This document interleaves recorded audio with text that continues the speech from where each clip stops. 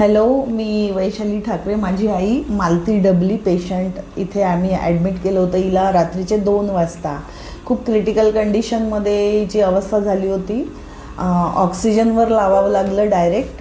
तिला sugar, BP, किडनीचा problem, हार्टचा problem, सगळं खूप सारे इश्यूज आहेत. तर ते सगळे वाढले होते.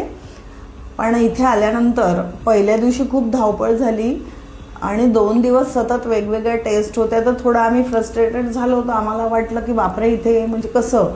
पण लगेच 2 दिवसानंतर माझ्या लक्षात आलं की डॉक्टर रितेश सर जे आहेत, त्यांचं हिमांशू सर आहेत, तसंच डॉक्टर प्रशांत सर आणि ललिता मॅडम, चौघांचंही मी इथे बघितलं. त्यांची ट्रीटमेंट देण्याची जी पद्धत आहे, वेगवेगळ्या टेस्ट आहे, ते समजावून सांगत होते. तेव्हा लक्षात आलं की खरोखर क्रिटिकल असल्यामुळे नेमकं काय आहे प्रॉब्लेम तो शोधण्यासाठी त्यांनी असं खूप साऱ्या टेस्ट होत्या. थोडं आम्हाला वाटायला लागलं की अरे बापरे, आपण कुठे आलो. पण नंतर माझ्या लक्षात आलं, जेव्हा तिला औषधांनी आणि एक्झॅक्ट डायग्नोज झाल्यानंतर त्यांनी जे औषधोपचार सुरू केले आणि तिला ज्याप्रमाणे ट्रीट केलं गेलं, खूप व्यवस्थित, बरोबर जिथे जे पाहिजे ते बरोबर टायमिंग, नर्स, सिस्टर्स सगळ्यांनी खूप छान कोऑपरेट केलं आणि बरोबर तिचं ॲज पर रिक्वायरमेंट बरोबर ट्रीटमेंट पण झाली. त्यानंतर त्यांचं मग लक्षात आलं की एक्झॅक्ट डायग्नोज करण्यासाठी या टेस्ट आवश्यक होत्या. आणि मग तिला रिलीफ झालं अगदी 2 दिवसानंतर. तेव्हा लक्षात आलं की खरोखर व्यवस्थित ट्रीटमेंट सुरू आहे. मग आम्ही परत कंटिन्यू ठेवलं, नाहीतर थोडं आम्ही डिस्टर्ब झालंच होतं. पण तसं काहीच इश्यू नाही आला आणि डॉक्टर सर्वच छान कोऑपरेट करणारे होते.